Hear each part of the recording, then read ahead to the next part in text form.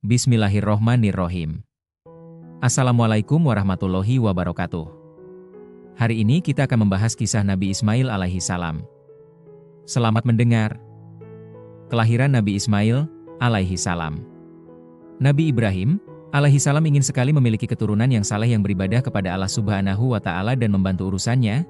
Istrinya yang bernama Sarah pun mengetahui apa yang diharapkan suaminya sedangkan dirinya mandul. Maka Sarah memberikan budaknya yang bernama Hajar kepada Ibrahim agar suaminya memiliki anak darinya. Selanjutnya, Hajar pun hamil dan melahirkan Nabi Ismail yang akan menjadi seorang nabi. Setelah beberapa waktu dari kelahiran Ismail, Allah Subhanahu wa Ta'ala memerintahkan Ibrahim pergi membawa Hajar dan Ismail ke Mekah. Maka Nabi Ibrahim memenuhi perintah itu dan ia pun pergi membawa keduanya ke Mekah di dekat tempat yang nantinya akan dibangunkan Ka'bah. Tidak lama setelah sampai di sana, Nabi Ibrahim meninggalkan Hajar dan Ismail di tempat tersebut dan ingin kembali ke Syam. Ketika Hajar melihat Nabi Ibrahim pulang, maka Hajar segera mengejarnya dan memegang bajunya sambil berkata, "Wahai Ibrahim, kamu mau pergi kemana? Apakah kamu tega meninggalkan kami di lembah yang tidak ada seorang manusia dan tidak ada sesuatu apapun ini?" Hajar terus saja mengulang-ulang pertanyaannya berkali-kali hingga akhirnya Ibrahim tidak menoleh lagi kepadanya. Akhirnya Hajar bertanya, "Apakah Allah yang memerintahkan kamu atas semua ini?" Ibrahim menjawab, "Ya." Hajar berkata, "Kalau begitu, Allah tidak akan menelantarkan kami." Kemudian Hajar kembali dan Ibrahim melanjutkan perjalanannya hingga ketika sampai pada sebuah bukit dan mereka tidak melihatnya lagi. Ibrahim menghadap ke arah Ka'bah lalu berdoa untuk mereka dengan mengangkat kedua belah tangannya. Dalam doanya ia berkata, "Ya Tuhan kami, sesungguhnya aku telah menempatkan sebagian keturunanku di lembah yang tidak mempunyai tanam-tanaman di dekat rumah Engkau, Baitullah, yang dihormati. Ya Tuhan kami, yang demikian itu, agar mereka mendirikan sholat, maka jadikanlah hati sebagian manusia cenderung kepada mereka dan beri rezekilah mereka dari buah-buahan. Mudah-mudahan mereka bersyukur." Quran Surat Ibrahim 37. Kemudian Hajar mulai menyusui Ismail dan minum dari air persediaan. Hingga ketika air yang ada pada geribah habis, dia menjadi haus, begitu juga anaknya. Lalu dia memandang kepada Ismail sang bayi yang sedang meronta-ronta, kemudian Hajar pergi meninggalkan Ismail dan tidak kuat melihat keadaannya.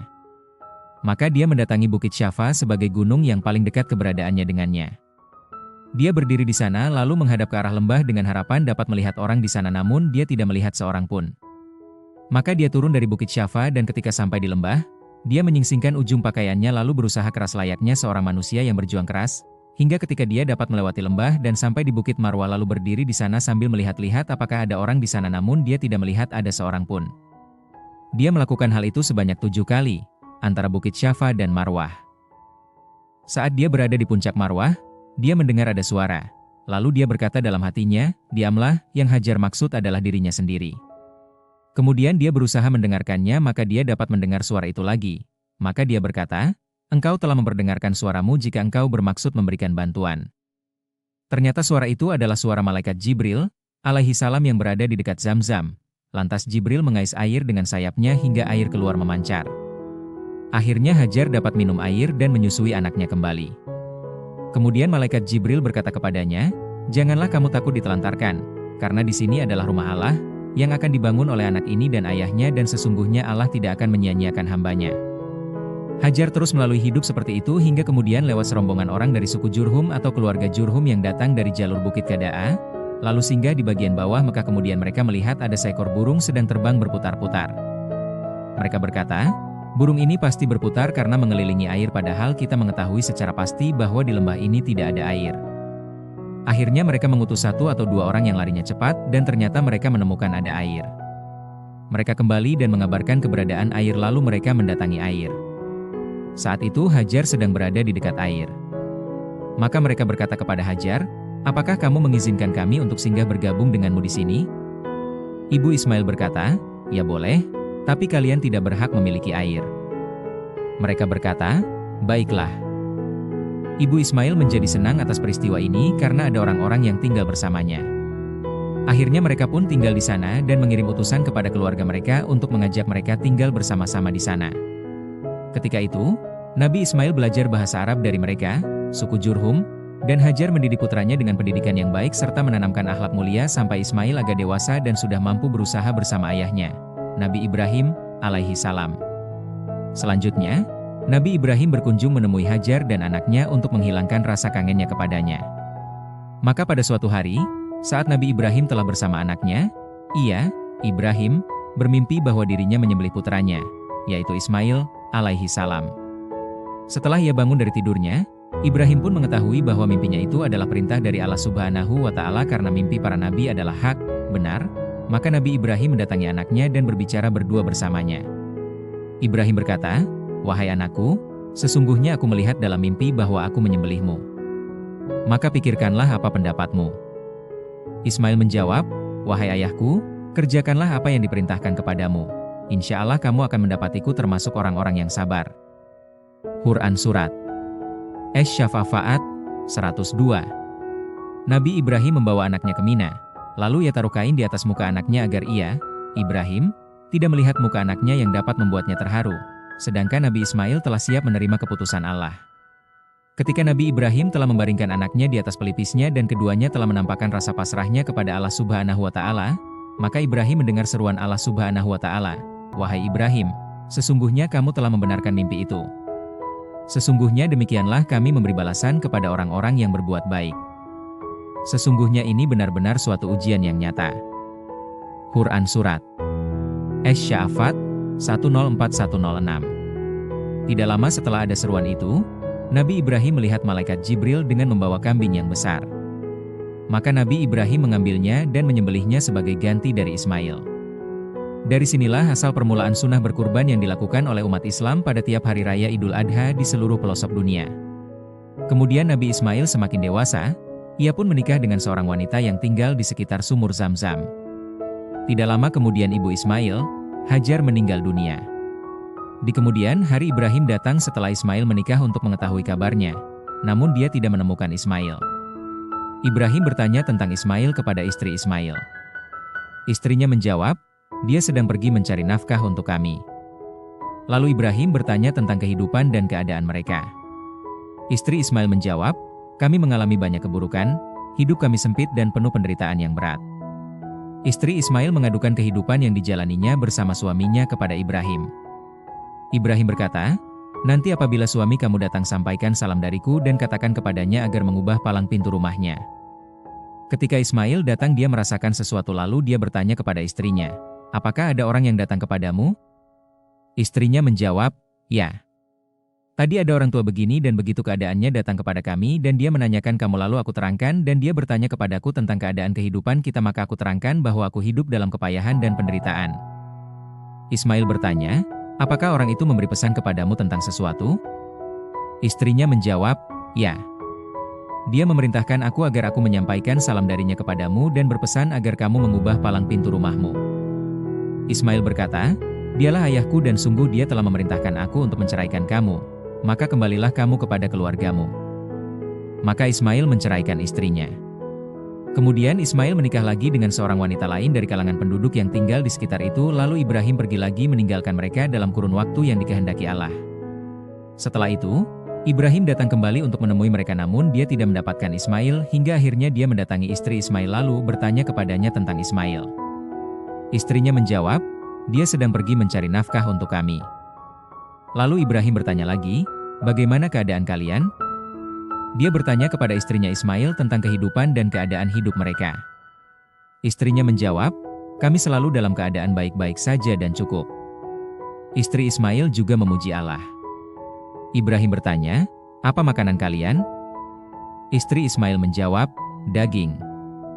Ibrahim bertanya lagi, "Apa minuman kalian?" Istri Ismail menjawab, "Air." Maka Ibrahim berdoa, "Ya Allah, berkahilah mereka dalam daging dan air mereka." Ibrahim selanjutnya berkata, "Jika nanti suamimu datang, sampaikan salam dariku kepadanya dan perintahkanlah dia agar memperkokoh palang pintu rumahnya." Ketika Ismail datang, dia berkata, "Apakah ada orang yang datang kepadamu?" Istrinya menjawab, "Ya. Tadi ada orang tua dengan penampilan sangat baik datang kepada kita," dan istrinya memuji Ibrahim. Dia bertanya kepadaku tentang kamu, maka aku terangkan lalu dia bertanya kepadaku tentang keadaan hidup kita. Maka aku jawab bahwa aku dalam keadaan baik. Ismail bertanya, "Apakah orang itu memberi pesan kepadamu tentang sesuatu?" Istrinya menjawab, "Ya." Dia memerintahkan aku agar aku menyampaikan salam darinya kepadamu dan berpesan agar kamu mempertahankan palang pintu rumahmu. Ismail berkata, dialah ayahku dan palang pintu yang dimaksud adalah kamu. Dia memerintahkanku untuk mempertahankan kamu. Nabi Ibrahim dan Nabi Ismail membangun Ka'bah.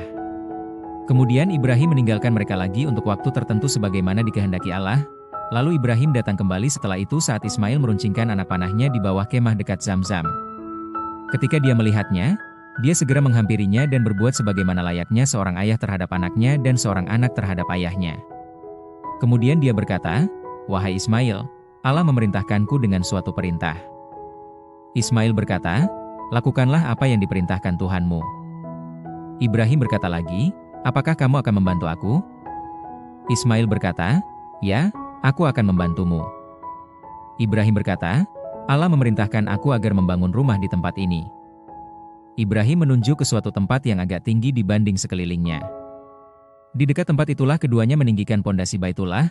Ismail bekerja mengangkut batu-batu sedangkan Ibrahim yang menyusunnya, membangunnya, hingga ketika bangunan sudah tinggi, Ismail datang membawa batu itu lalu meletakkannya untuk Ibrahim agar bisa naik di atasnya sementara Ismail memberikan batu-batu. Keduanya bekerja sambil mengucapkan kalimat doa, "Wahai Tuhan kami, terimalah amal dari kami, sesungguhnya Engkau Maha Mendengar dan Maha Mengetahui." Keduanya terus saja membangun hingga mengelilingi Baitullah dan keduanya terus membaca doa, "Wahai Tuhan kami, terimalah amal dari kami, sesungguhnya Engkau Maha Mendengar dan Maha Mengetahui." Quran Surat Al-Baqarah 127.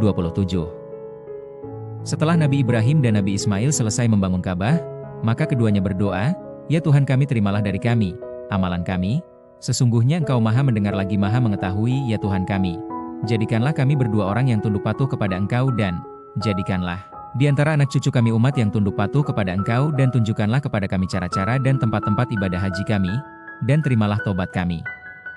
Sesungguhnya Engkau yang Maha Penerima Tobat lagi Maha Penyayang." Quran Surat Al-Baqarah 127-128. Allah Subhanahu wa Ta'ala memuji nabinya Ismail alaihi salam dan menyifatinya dengan sifat hilm, santun, sabar, menepati janji, menjaga sholat dan memerintahkan keluarganya menjaga sholat. Quran Surat Maryam 54-55. Nabi Ismail menjadi rasul yang diutus kepada kabilah-kabilah yang tinggal di sekitar sumur Zamzam, kabilah Jurhum, Amalik, dan penduduk Yaman. Allah memberikan wahyu kepadanya. Allah Subhanahu wa Ta'ala berfirman, "Sesungguhnya kami telah memberikan wahyu kepadamu sebagaimana kami telah memberikan wahyu kepada Nuh dan nabi-nabi yang kemudiannya. Dan kami telah memberikan wahyu pula kepada Ibrahim, Ismail, Ishak, Yakub dan anak cucunya, Isa, Ayub, Yunus, Harun dan Sulaiman. Dan kami berikan Zabur kepada Daud." Quran Surat An-Nisa 163. Nabi Ismail adalah nenek moyang bangsa Arab dan ia adalah orang yang pertama memanah. Nabi Muhammad Shallallahu alaihi wasallam pernah bersabda, "Panahlah wahai keturunan Ismail, karena nenek moyangmu adalah seorang pemanah." H.R. Bukhari. Demikianlah kisah Nabi Ismail alaihi salam. Terima kasih. Jazakumullahu khairan.